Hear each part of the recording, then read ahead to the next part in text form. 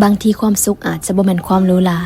แต่เป็นความธรรมดาที่เรียบง่ายอย่าไปให้ค่ากับความสมบูรณ์แบบจนเกินไปจนลืมความสุขจากสิ่งใกล้ๆตัวความจริงแล้วความสุขก็อยู่ในนี่อยู่ใกล้จนเราแนมบ่เห็นตอนที่เฮาเอาแต่ไขว่คว้าหามันกับรู้สึกว่าทางข้างหน้ามันมืดมนและความสุขก็ยิ่งไกลออกไปกลับมาอยู่กับปัจจุบันหันมาแนมเมืองคนใกล้ตัวกลับมาใส่ใจสิ่งที่เฮามีพัฒนาสิ่งที่เฮาเป็นและตั้งใจเฮ็ดปัจจุบันในตอนนี้ให้มันดีกว่าเมื่อวานที่เคยเป็นความสุขมันคือความพอใจมันคือมือที่ใจเฮาเบิกบานลองปล่อยผ่านและให้อภัยกับความผิดพลาดผู้อื่นง่ายๆอย่าถือสาหาความการจับดีผู้อื่นก็บ่ได้หมายความว่าเฮาเป็นคนดีแต่อย่างน้อยๆมันก็ให้ใจเฮาเบาขึ้นในโลกนี้มีคน 7,000 ล้านคนต่าง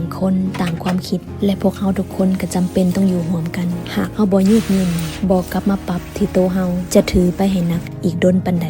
จึงจะปล่อยวาง